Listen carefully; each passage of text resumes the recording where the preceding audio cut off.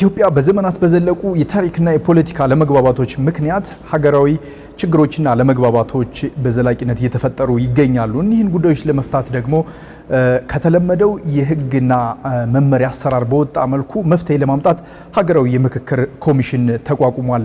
ጤና ይስጥልኝ ክቡራትና ክቡራን ተመልካቾቻችን፣ የዛሬው የኛ ጉዳይ ፕሮግራም በዚህ ላይ ያተኩራል። የሀገራዊ ምክክር ኮሚሽን እስካሁን የመጣባቸው ሂደቶችና ውጤቶቹ ይፋ ከተደረጉ የሚተገበርበትና የመፍትሄ መንገዱ ምን ይሆናል ስንል ቆይታ ልናደርግ ነው። ይህን ሀሳብ እንዲያጋሩን ደግሞ የጋበዝናችሁ የሀገራዊ ምክክር ኮሚሽን የአማካሪ ኮሚቴ አባል ፕሮፌሰር አድማሱ ገበየሁ ነው። አመሰግናለሁ ፕሮፌሰር። እኔም አመሰግናለሁ። እዚህ በጣም ትልቅ ሰዎች የተሰባሰቡበት የሀገራዊ ምክክር ኮሚሽን ነው። እስካሁን እንግዲህ አጀንዳዎቹ ተለይተው ይፋ ሆነዋል። እስካሁን የመጣንበት ሂደት የኮሚሽኑ መቋቋም አስፈላጊነትን ባጭሩ እንዴት ነው የሚያዩት? የኮሚሽኑን መቋቋም የማየው የብዙ ጊዜ ጥረት የወለደው ተቋም ነው። ለረጅም ጊዜ ነው አገራዊ ምክክር ባይባልም የዛ ጊዜ ስሙ እርቀ ሰላም እንዲፈጠር ጥረት መደረግ አለበት የሚል በየጊዜው ያላቋረጠ መልእክት ለሚመለከታቸው ሁሉ ሲተላለፍ ቆይቷል። በአሁኑ ጊዜ ግን ይሄንን ሁኔታ ያለው መንግስት ተገንዝቦ ይሄ ጥያቄ ይሄ ማሳሰቢያ ምላሽ ማግኘት አለበት ብሎ በማሰብ በአዋጅ ኮሚሽን እንዲቋቋም ተደርጎ ያ ኮሚሽን ስራውን ሲሰራ ቆይቶ አሁን ላይ የደረስንበት ደረጃ ደርሷል። ይሄ ኮሚሽን የተቋቋመበት አዋጅ በውስጡ ስመለከተው በተለይም አንቀጽ 6 የሚባለው የኮሚሽኑን ዓላማ ወይም ተግባርና ኃላፊነቱን ያካተተ አንቀጽ 6 የምንለው ነው። ተጠቃሎ እዛ ይገኛል። እናንተም ብትሆኑ አንብቡት፣ ተመልከቱት እና እዛ ውስጥ በግልጽ ተቀምጧል። እስካሁን የሄድንበት መንገድ አላዋጣም፣ ብዙ ችግሮች አሉት። እነዚህ ችግሮች ግን በራሱ በህዝቡ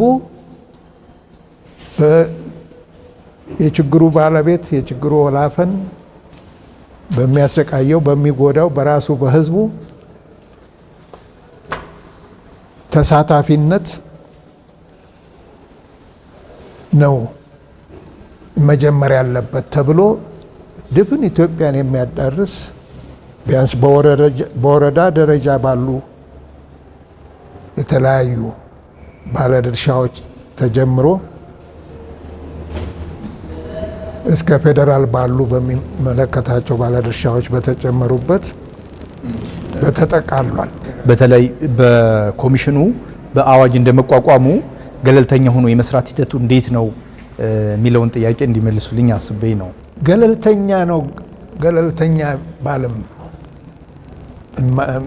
የሚል ነገር ሲነሳ ዝም ብሎ በመላ አይደለም መሆን ያለበት።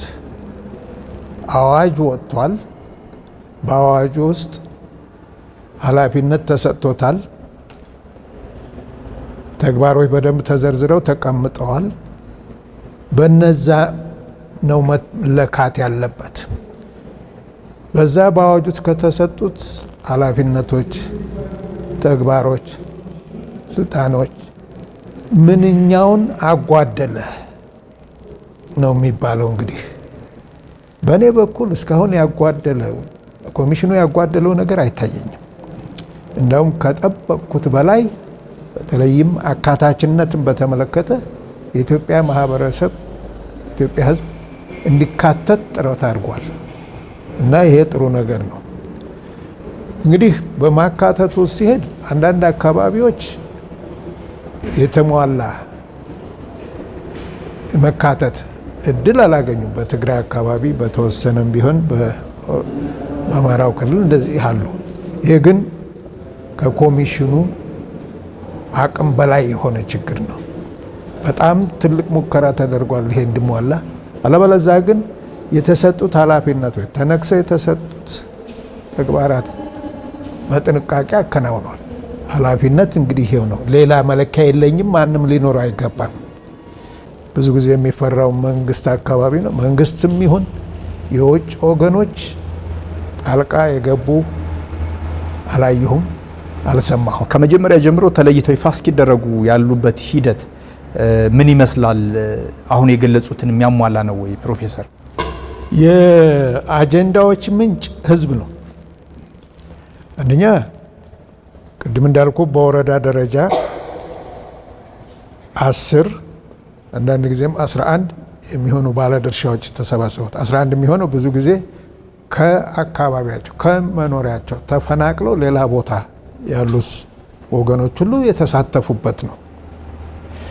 በእነዚህ 11ዶች ውስጥ በአኗኗራቸው ውስጥ የተገለሉ ማህበረሰቦች ሁሉ የተሳተፉበት ቡድን የተሳተፉበት ሂደት ሁሉ ነው እና እነዚህ ገበሬውም፣ አርብቶ አደሩም፣ መምህሩም፣ ሌሎችም ነጋዴውም፣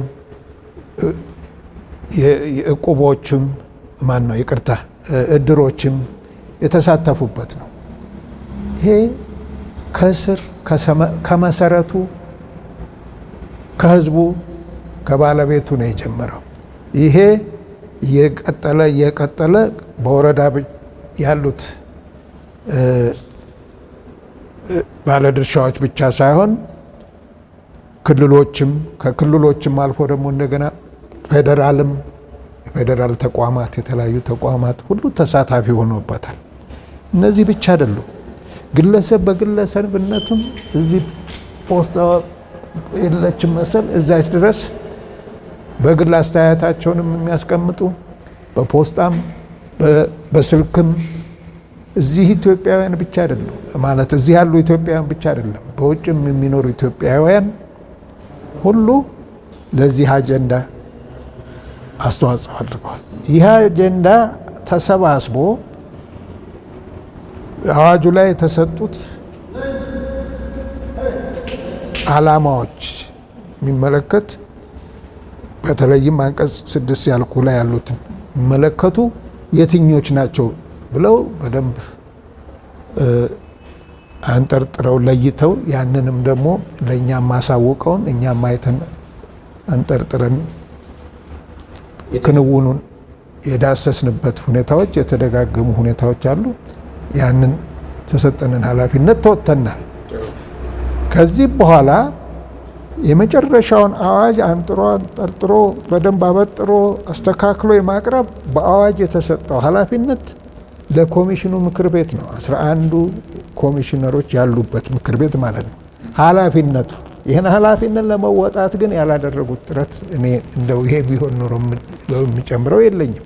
ብዙ ጥረት አድርገዋል። ሁሉንም አማክረዋል፣ ሁሉንም ብለዋል እና የሚቻለውን ያህል ሰርተዋል። አትርሳ፣ እዚህ ላይ ልጨምር፣ ይህ አይነት ጥረት ሌላ ሀገር ተደርጎ አያውቅም። የሌሎቹን ሀገር ኤክስፔሪንስ አይተው ነው ይሄን እያሉኝ ያሉት? አዎ፣ ሌላ ስራ ላይ እነሱን ነው የማገላበጠው። ሁሉንም የሚናፍቀኝና ያላወቅኩ ምንድን ነው ምክክር መጨረሻ ድረስ ያለው ታሪካቸው ነው እንጂ ያለው ከዛስ የሚለው ብዙ አታገኝም፣ የለም። ፕሮፌሰር፣ እነዚህ አጀንዳዎች ይፋ ሆነው ተለይተው ታውቀዋል። አሁን እንግዲህ እርስዎም እንደሚያውቁት በሀገራችን በጣም አስቸጋሪ ሁኔታዎች ላይ ነው የምትገኘው። የኮሚሽኑ ሰብሳቢም እነዚህን አጀንዳዎች ይፋ ባደረጉበት ጊዜ ሀገራችን መስቀለኛ መንገድ ላይ ትገኛለች የሚል ሀሳብም ጠቅሰው ነበረ። እኒህ አጀንዳዎች በእርግጥ ኢትዮጵያ ያሉባትን ችግሮች ይፈታሉ ብሎ ያምናሉ? እኔ ይፈታሉ። የመጀመሪያው እርከን ሀገራዊ ምክክሩ የያዘውን ኃላፊነት ዳር ማድረስ ነው። ከዛ ቀጥሎ ግን ሀገራዊ ምክክር ኮሚሽን ስል አሁን ኮሚሽነሮችን ብቻ ማለት አይደለም፣ ይህን ጽህፈት ቤት ብቻ አይደለም፣ እዚህ ያሉትን የተለያዩ ሙያተኞች፣ ሰራተኞች እንደዚህ ብቻ ማለት አይደለም። በአጠቃላይ የተደረገውን ክንውን ሁሉ የሚያቅፍ ነው ኮሚሽን ስል። ይሄን ግንዛቤ እንዲያገኝልኝ ማለት ነው። እና ኮሚሽኑ የሰራቸውና ስራውን ደግሞ ዳር ለማድረስ ጉባኤው ውስጥ የሚሳተፉ ወገኖች ጉዳዮችን መርምረው መጨረሻ ላይ የሚደርሱበትን ውሳኔ ደግሞ እንዲፈጸም ለሚመለከታቸው ወገኖች በአብዛኛው የመንግስት አካላት ናቸው፣ ለነሱ ያስረክባል። ማስረከብ ብቻ ሳይሆን በኢትዮጵያ ሕዝብ ስም ደግሞ ይከታተላል። ይሄ ነው እንግዲህ ያለው ሂደት። ከዚህ በኋላ ያለው መንግስት ካለፈው ይሄንን አዋጅ ካወጣው ብዙም ይለያል ብዬ አላምንም። ያን ደግሞ ይሄንን ተግባራዊም ለማድረግ ቃል የገባው መንግስት ነው ሊሆን የሚችለው። ብዙ አይለወጥም ብዬ ነው እንግዲህ ከምርጫው ውጤት የማየው። ይሄ ከሆነ ምንም ስጋት ሊኖርብን አይገባም ባይ ነኝ። ከይዘት አንጻር ብዙዎቹ ጉዳዮች የሀገሪቱን ችግር ሰውም ስለሚያውቁት በብዙ ሂደት ፖለቲካ ተሳትፎም ነበሩት። ብዙ የሀገራችን ችግር የሚታወቅ ነው እና እነሱን በመፍታት አንጻር ይዘቶችን ሲገመግሟቸው ይዘቶቹ ጉዳዮችን የሀገሪቱን ችግሮች በአግባቡ ነቅሰው አውጥተዋል ማለት ይቻላል። አጀንዳው በግልጽ ተቀምጧል። አጀንዳው የሀገሪቱን ችግር የተገነዘበና በዚህ ላይ ተወያይተው ጉባኤተኞች ናቸው የሚወስኑት። ጉባኤተኞች የሚወስኗቸው ውሳኔዎች ከዛም ደግሞ እነዚህን ውሳኔዎች የሚያስፈጽመው አካል ቃል በገባው መሰረት በትክክል ስራ ላይ ከዋሉ በእርግጥም ችግሩን ይፈታል። ምክንያቱም የችግሩ ባለቤት ራሱ ነው። ችግሩን መርምሮ ያ ችግር እንደገና ሊፈታ የሚችልበትን ሁኔታ መርምሮ ውሳኔ የሚያሳልፈው እና ሌላ ጣልቃ የሚገባበት አይኖርም። ይሄንን ከተደረገ በኋላ በችግሩ ላይ ራሱ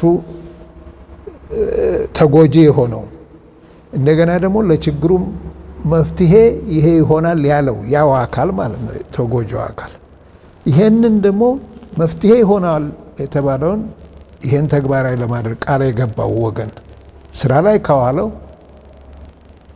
ሌላ ምንም የለኝም። ይሄ ችግሩን ይፈታል። ምክንያቱም ባለቤቱ ችግሩን መፍትሄውም እሱ ነው። ይሄን እድል ባለማግኘቱ ነበረ ችግሮች ወደ ወዲህ ሲመሰቃቀሉ የነበሩት እንጂ ተቸጋሪው ራሱ መፍትሄ አፍላቂው ራሱ ተግባሪው ራሱ የሆነበት ሁኔታ ውስጥ ችግሮች ይፈታሉ። ምን ያህል ይፈታሉ? በአንድ ቀን አይደለም የሚፈቱት። መጀመሪያ መንገድ ይይዛል። ከዛ በየወቅቱ ችግሩን የመፍታት ሂደት ይቀጥላል። መጨረሻ ላይ ችግር የማይባልበት ደረጃ ላይ ይደረሳል ማለት ነው። ትልቁ ጉዳይ በዚህ የምክክር ሂደትና ውጤታማነት ላይ የህዝብ አመኔታ ይመስለኛል እና ህዝቡ በተለይ በዚህ ጉዳይ ላይ ቅቡልነት እንዲያገኝና ተገቢ ናቸው የሚል እሳቤ ውስጥ እንዲገባ ምን ጉዳዮች መስራት አለባቸው? እዚህ ላይ በአሁኑ ጊዜ ትልቁ ባለድርሻ በዚህ ጉዳይ ላይ ባለቤት የሚሆነው ሚዲያ ነው፣ እንደናንተ ነው። ማንም አቅም ያለው የለም ምንም አይነት ጉዳይ ለህዝብ ለማሳወቅ ለማስረዳት፣ ከህዝብ ጋር ሀሳብ ለመለዋወጥ እነዚህ ሁሉ በሚዲያ እጅ ነው ያሉት እና በአዳራሽ ወይም በሌላ መንገዶች ሀሳብ ለመለዋወጥ አይቻልም። በአሁኑ ጊዜ በዘመኑ በወለዳቸው በጣም የመጠቁ ሚዲያዎች አማካይነት ነው። ይሄ ደግሞ ኃላፊው ውስጡ ያለው ጋዜጠኞች እንደማለት ነው። ጋዜጠኞች ኃላፊነት አለባቸው። ብዙ ነገር ለዜና ላይ በቃ ይችላል። ብዙ ጊዜ ዜናም ላይ የማየው በእኔ እንደው በግል ግንዛቤ በሙያ ግንዛቤ አይደለም። ጥሩ ተገነባ እንትናለ ታደሰ እንደሆነ አይነት ነገር ዜና አይሆንም። ትንሽ ቀውስ የተፈጠረበት ጉዳት ያለበት ትርምስ ያለበት ያያ ነው። ጆሮአችንም ምናችንም እንግዲህ እናንተ ደግሞ እኛን ፍላጎት ጠብቃችሁ ነው። የእኛ ፍላጎት ደግሞ አንድ ደቂቃ ብትሆን ያያ ነው ኤክሳይት የሚያደርገው ማለት ነው። እንግዲህ የምክክር ሂደት እንደዛ አይነት ሞቅታ አይደለም። ሚዲያ መስራት ያለበት አንድ መድኃኒት ቀምሞ ለፈውስ ለህዝብ እንደሚያቀርብ አስቦ በዛ መልክ ያየው የምክክር ሂደት በጣም ወሳኝ ነገር ነው። ይህንን ጉዳይ ደግሞ ህብረተሰብ እንዲያምነው እንዲቀበለው ለማድረግ እርግጥ ሀሳቡ ከሱ ነው የወጣው፣ የሚፈልገውም እሱ ነው። ግን በተናጠል አንድ ማህበረሰብ ሌላው ማህበረሰብ እንደዚህ ሁሉም አንድ ላይ እንዲናበቡ ለማድረግ የሚዲያ አገልግሎት በጣም ወሳኝ ነው። ሐምሌ 8 ዋናው እስካሁን የሄድንበት የሀገራዊ ምክክር ህዝቡ የተመካከረበት ሚዲያዎችም ሲዘግቡበት የነበረው ትልቁ ተወካዮች የሚገኙበት ከ4000 በላይ ተወካዮች ተገኝተው ዋናው የምክክር ሂደትና አቅጣጫ የውሳኔ ሀሳቦች ላይ ማብላላት የሚካሄድበት ትልቅ መድረክ ይካሄዳል። የሱ መድረክ ሂደትና የዚህ በኋላ የሚኖረው የምክክር ሂደት ምንድን ነው የሚመስለው? 4000 ተሳታፊዎች ይመጣሉ፣ ይገናኛሉ። እነዛ 4000 ክፍሎች ምንድነው ተሳታፊዎች ቢያንስ በጉልህ 8 አጀንዳዎች ተሳታፊ ናቸው እና በነዛ 8 አጀንዳዎች የሚገኘው ውጤት ነው እንግዲህ የሚጠበቀው። በእርግጠኝነት እነዚህ ሁሉ ተሳታፊዎች ንቁ ተሳትፎ ያደርጋሉ። ምክንያቱም አዳማጭ አይደሉም፣ ራሳቸው ናቸው ባለ ጉዳዮቹ። እርስ በራስ ነው የሚነጋገሩት፣ አብረው ነው የሚመክሩት። አንድ የራሳቸው የሆነ ጉዳይ አለ። በጋራ ተመካክረው ለዛ ጉዳይ መፍትሄ ይፈልጋሉ እና ያን መፍትሄ ለመፈለግ ከመነሻው ጀምሮ ችግሩን ከማብላላት ጀምሮ መፍትሄውን አፍልቆ በጋራ ለሁሉንም የሚያግባባ ሀሳብ ማፍለቅ ጊዜ አጥረህ እንደው እንጂ ምናልባት የሚያጓጓና እንቅልፍ የሚነሳ አካል ነው። ለምን ስብሰባ እዛ ላይ መድረክ ላይ ተቀምጦ የሚናገር እንትን የሚል ያንን እንግዲህ ግማሹን በዚህ አፍስሰህ ግማሹን እንትን ብለህ የሚነካህና የሚያሳስብህ ነገር ከዛ ውስጥ በጣም ጥቂት ይሆናል። የዛ አይነት አይደለም። እያንዳንዱ ጉዳይ ላይ በትኩረት በጥልቀት ትወያያለህ። ከዛም ተወያይተህ ተመካክረህ ወደ ጋራ የተቸገርክበትን መፍትሄ ማፍለቅ ላይ ትደርሳለህ። እነሱ ያመጧቸው ሀሳቦች በቀጣይነት በምን መልኩ ነው ተግባራዊ የሚደረጉት? ይህ በጣም ወሳኙና የሚጠበቀው ጉዳይ ይመስለኛል። እንግዲህ በአዋጁ ላይ እንደተቀመጠው ምክክሩ ውጤት ቅድም እንዳልኩህ አዋጅ ያወጣው ይህንን ያቋቋመው አካል ከዛ አካል ውስጥ የተወሰኑ ተቋሞች ለምሳሌ እንደ ፓርላማው አይነት እንደ ሕግ ተርጓሚው አይነት ማለት ስራ አስፈጻሚው አይነት እነዚህ ወገኖች ናቸው እንግዲህ እዚህ ያደረሱት። አሁንም ተመልሶ ወደ እነሱና ወደ መሰል ተቋማት ነው የሚሄደው ይሄ ውሳኔው ሀሳብ የህዝብ የውሳኔ ሀሳብ። ምክንያቱም በህግ ያንን የማከናወን ኃላፊነት ተሰጥቷቸዋል። ያንን እየሰሩ ነው ወይ? ምን ደርሰዋል? እነዚህ ሁሉ ነገሮች ለዚህ ውሳኔ ላስተላለፈው ህብረተሰብ ውሳኔ ላስተላለፉትም በጀርባቸው ላለው ለጠቅላላው ህዝብ ማሳወቅ አለባቸው። እነዚህ ውሳኔዎቹ በደንብ በቁጥር ተለይተው በይዘታቸው በደንብ ታውቀው ለህዝብ ይፋ ይሆናሉ። ይህንን መከታተልና ዳር መድረሱን በተቋማት ደረጃ ይኖራሉ። ግን አሁንም ቢሆን በዋነኛነት ይህንን በየጊዜው ሳይታክቱ መከታተል ያለባቸው ሚዲያዎች ናቸው። የህዝብ ልሳን ሆነው ይህንን እንዲተገብር የተሰጠው ኃላፊነት ለተወሰነ ወገን ቢሆንም የት እንደደረሰ ደግሞ የማወቅ መብት ያለው ህዝቡ ነው። ምክንያቱም ባለቤቱ ነው። ባደራ የሰጠውም ተጠያቂ ቢያጓድል ተጠያቂ የሚያደርገውም ህዝቡ ነው ማለት ነው እና በመሃሉ ይህንን መከታተል ግን አሁንም የኮሚሽኑ ህይወት እዛ ድረስ የሚቆይ የሚረዝም እድሜ ያለው ህዝብን ባይሰበስብም ምናልባትም ይሰበስብ ይሆናል። ግን በዋነኛነት ህዝብን ባይሰበስብም ሁኔታዎችን የመከታተል ስልጣን ተሰጥቶታል በአዋጅ እኔ እስከሚገባኝ። ግን ከሁሉም በላይ ቋሚ ስራችሁ የሆነው እናንተው ናችሁ፣ ሚዲያ ነው። ይሄ ጉባኤ ሲያልቅ የምትጠፉ ከሆነ ምንም ትርጉም የለውም። ይሄ ጉባኤ የወሰነውን ነገር ግን የደረሰ የምትሉና እንደገና ለህዝብ ውጤቱን የምታስተላልፉ ከሆነ የህዝብን አደራ እየተወጣችሁ ነው ማለት ነው። ዋናው ጉዳይ ደግሞ ይሄ አጋጣሚ ምን እድል ይዞ ይመጣል? በታሪክና በትረካ በማንነትና በእሳቤ መካከል ያሉ ልዩነቶችን ሀገራችን ወደ አለመግባባት የወሰዱ እንደነዚህ አይነት ዋና ጉዳዮችን በመፍታት ደረጃ ይህ ጉዳይ ምን እድል ይዞ መጥቷል ብለው ያምናሉ ፕሮፌሰር? ያልካቸው ነገሮች ብዙም አይገቡኝም። ግን ዝሮ ዝሮ የኢትዮጵያ ህዝብ ችግሩን ለይቶ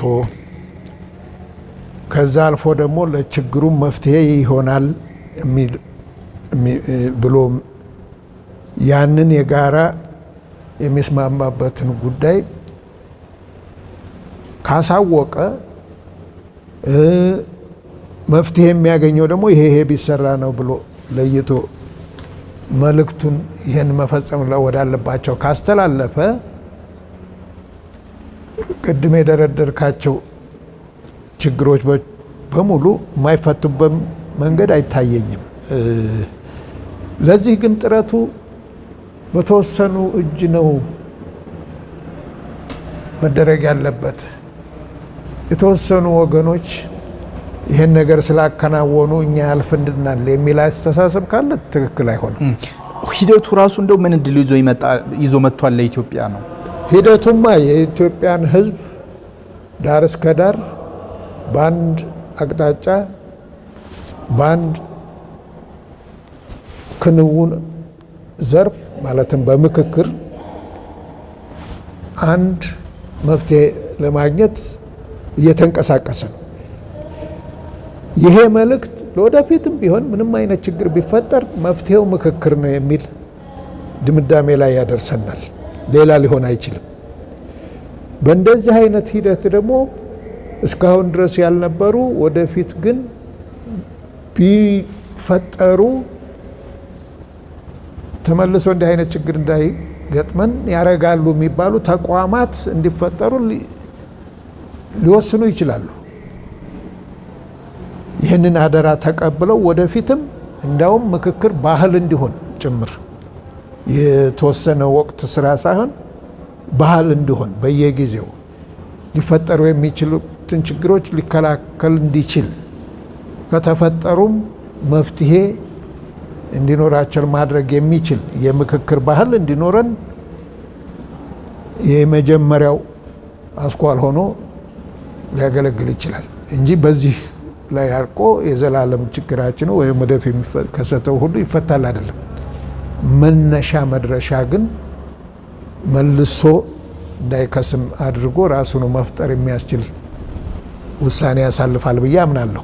በአሁኑ ሰዓት እንግዲህ በተለያዩ የኢትዮጵያ አካባቢዎች ትጥቅ አንስተው የሚታገሉ አካላት እንዳሉ ይታወቃል እና የሀገራዊ ምክክር ኮሚሽን ይፋ ካደረጋቸው አጀንዳዎች ይህን የሚመለከት ጉዳይ ነው። ይሄ በተለይም ለቀጣይ ለሚኖሩ እንደነዚህ አይነት መሳሪያ መፍትሄ ከማድረግ ይልቅ ምክክርን መፍትሄ ለማድረግና ሌሎች አይነት እድሎችን የማመላከት ሁኔታን ይዞ ይመጣል ብሎ መገመት ይቻል ይሆን? የግል አመለካከቴ መሳሪያ ምን ጊዜም ጠቅሞ አያውቅም። ይሄ ቢሆንም ግን ብዙ ወገኖቻችን በስህተት መሳሪያ አንስተዋል። ያ መሳሪያ ለነሱም ቢሆን የመጨረሻው እንደው ሲጨንቃቸው የሚያደርጉት ውሳኔ እንደሆነ ይገባኛል። ሆኖም ግን ስህተት ነው። ስህተት ነው የምለው ከምን አንጻር ነው? የሚፈልጉትን የሚመኙትን ነገር መፍጠር አይችልም እና ይህን ተገንዝበው ሌላኛውን አማራጭ በጣም ረጅም ሊሆን ቢችልም ምናልባት ወይም ከሀሳቡ በላይ ሊፈጥን ይችላል። መፍትሄ ያለው ግን በሰላማዊ ትግል ጨክኖ መታገል ነው። ሰላማዊ ትግል ቀላል ነው እያልኩ አይደለም። በቃል ብቻ አይደለም በተግባርም ሞክሬዋለሁ። ግን ትንሽም ብትሆን ውጤት ሊያስገኝ የሚችል ግን ሰላማዊ ትግል ነው። ሰላማዊ ትግል ማለት ለአንድ መፍትሄ ህዝብን ማታገል ማለት ነው። ህዝብ በዛ መፍትሄ ተባብሮ ተጋግዞ አንድ ላይ ከቆመ ምንም መድፍ መትረየስ ምን ሊገድበው አይችልም በምንም መልኩ እና በሰላማዊ ትግል ውስጥ ጠንክረው ቢንቀሳቀሱ ለህዝብ የተመኙት ምኞት ያ የሚፈልጉት ምኞት እውን ሊሆን ይችላል እንጂ ጠመንጃ አዋጣም። ለወጣቱ በተለይ ምንድነው ህይወትን ሳያጣጥሙት ከመቀጠፍ ሌላ የሚያስገኘው ትርፍ ምንም ነገር የለውም እና እባካችሁ ይብቃችሁና ተመልሳችሁ ወደ ሰላማዊ ትግል ገብታችሁ ትግል ይቆማል ማለት አይደለም። ትግላችሁን ግን በዛ ብትቀጥሉ በሂደት የምትፈልጉትን ምኞት ማሳካት ትችላላችሁ የሚል ነው ያለኝ። እንግዲህ በግል መልእክቴ የሀገራዊ ምክክርም ለእንደነዛ አይነት ችግሮች ዘለቄታ እንደው እስከ መጨረሻው ድረስ መፍትሄ የሚሆን ያፈልቃል ቢባልም ለመፍትሄው ግን ብዙ የሚያስኬድ መፍትሄ ያመጣል። ማነው ብዙ ምዕራፍ የሚያስኬድ ሁኔታ ይፈጥራል። እንግዲህ ቀደም ሲል የጠቀሱትም ነጥብ አለ እንደው የባንዴና በአጭር ጊዜ ውስጥ ሁሉንም የሀገሪቱን ችግር መፍታት ማለት አይደለም የሚል ሀሳብ ጠቅሰዋል። ዋና ዋና የሀገሪቱን ችግሮች በመፍታትና የተቋማዊ መሰረት በማስቀመጥ ደረጃ ነው የሚል ሀሳብና ይሄ መሆኑ እንዲሁም ደግሞ በተመረጡ አጀንዳዎች ላይ ማተኮሩ ሀገራዊ ጠቀሜታው ምንድን ነው? እንግዲህ እነዚህ የተመረጡት አጀንዳዎች ከዛ ልጀምር 8 ቢባሉም ውስጣቸው ስትገባና በአጠቃላይ 8ቱ በየራሳቸው የያዙት ቁም ነገር በጣም ብርቱ ቁም ነገር ነው። በይዘቱም በጣም በርካታ ጉዳዮችን የያዘ ነው እና እነዚህ አንኳሮች ናቸው ከችግሮች ውስጥ ለማለት ነው እንጂ ሁሉ ችግር ማለት አይደለም። አንኳሮች ስለሆኑ አንኳሮች ተገቢ የሆነ የመፍትሄ አቅጣጫ ከያዙ ሌላው ጭፍጫፊው በሂደት አብሮ ይከስማል የሚል ነው። እነዚህ አንኳሮቹ እንግዲህ ራሱ ባለቤቱ እድል ያላገኘ የነበረው አብሮ መገናኘት ነው።